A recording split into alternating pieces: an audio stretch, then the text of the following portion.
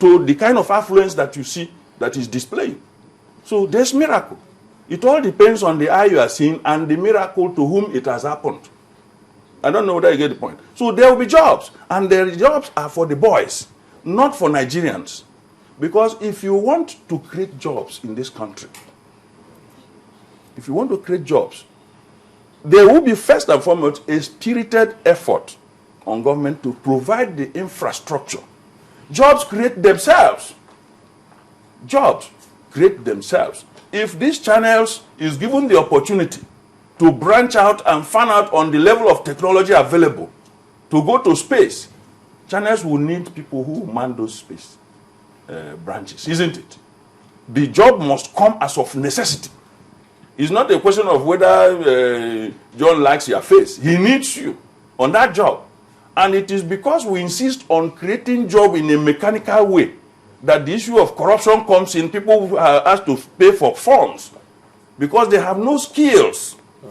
If you have skills, you will find a place under the sun. Looking at this policy, because I mean, several times such similar committees have been put in place, recommendations, and they never get listened to. But in this case, they seem to be considering it. So, to some extent, isn't that worth? Well, first of all, good thing they're looking at this, and now they say that they want to reduce the statutory government agencies from 263 to 161.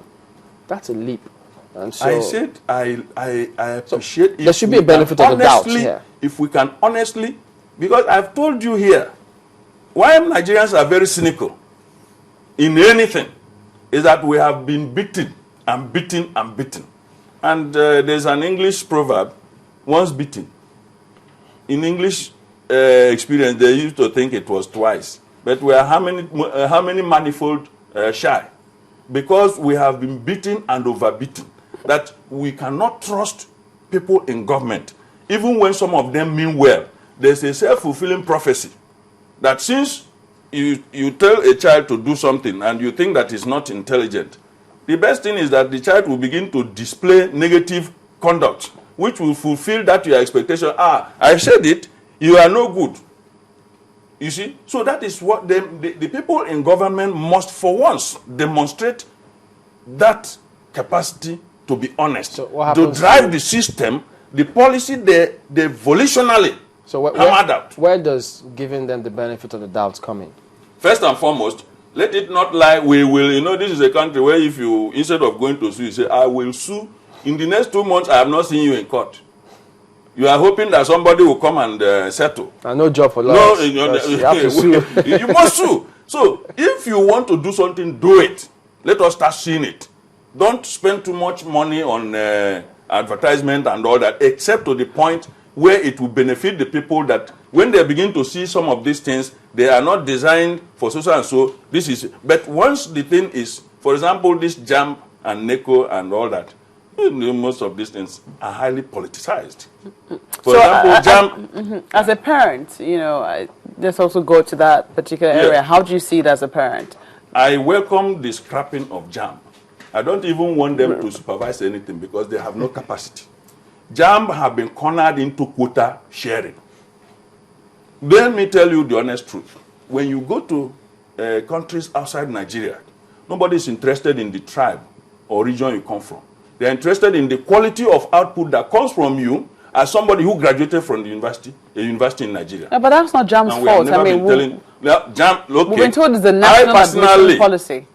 With my background in psychology, I had conducted a research in educational psychology, measurement, testing and measurement, like the professor had said. I carried out a statistical correlational study between the input measures, like JAMB and WAEC. There was no NECO then, to see how they relate with the GPA, the final GPA, grade point average of the graduating. No statistically significant relationship. The reason is that there's so much mediation in the admission policy. Where do you come from? Not merit. If we had merit, it is likely that if you made a first grade 1 in the WAEC in those days, okay, if you sat for WAEC and you made it on merit, the chances are very high that you will graduate in the region of minimum of second class lower. But that wasn't the case. It is even worse now, where you can see, do you know that many state universities, admissions are given from the government houses? So many of those people who run as thugs, who never went to secondary school, are graduates. So isn't it going to make it worse now? Because right now there is nobody stopping anybody. I mean, it's just it's a free-for-all. No, it's an integrity issue. I'll give you an instance. My first university was the University of Nigeria. We were touted in those days as those who used to read with our legs in cold water buckets. Because then we were driven more by cerebral tendencies. That if this guy is able to do this, I must surpass him. We were challenging our lecturers. We took delight in reading ahead of whatever syllabus we had then, so that we will ask questions. You know, in our own childish district, we were thinking that we will be greater than maybe able to embarrass the professor.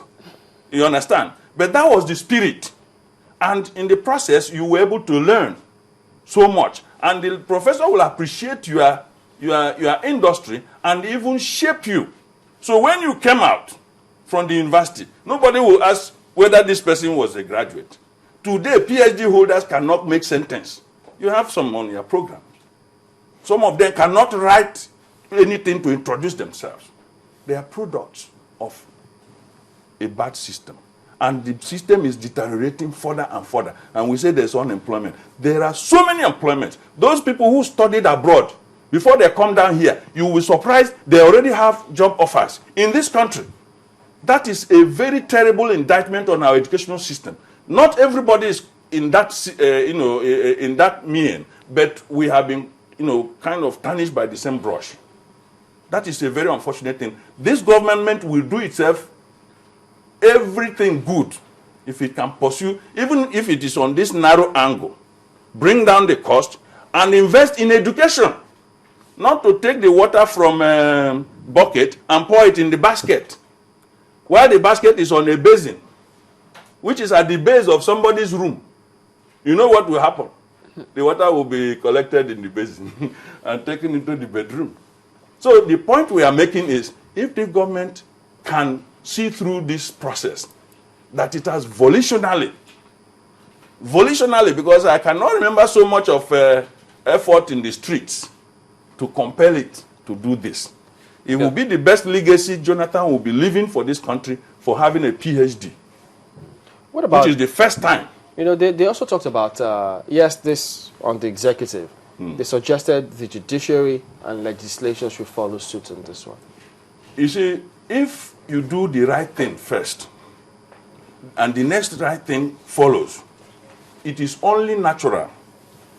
If you come to a clean place, nobody will tell you not to spit around. But when you see feces littered everywhere, you are naturally compelled, since people had done it before you, well, you drop it. What does it do? You contribute to the dirt that is already ravaging that environment. It's the same thing. So when you do the right thing and the head is at it, everybody will follow suit.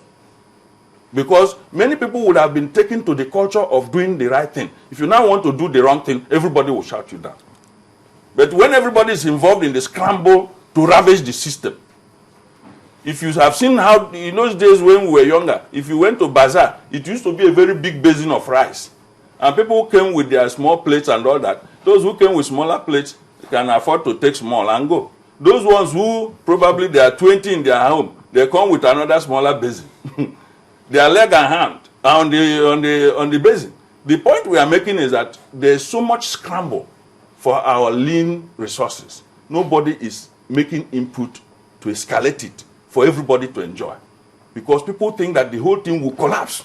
And there's so much rush to grab it before the whole thing collapses. This is just not the first time we've actually come up with, you said something very key here, and I hope the government is listening, that if they should fully implement this could be one of the big points. Jobs will create themselves. Forget about the agency for job creation. There's nothing like that. But they have always set up committees. We've always seen recommendations. At the point in time, we thought this Oronsai report was going to go on. Honesty is lacking. When honesty is there, you don't make noise when you come home. If you earn 30,000 naira, you tell your children we can't afford chicken every week, but you make effort to give them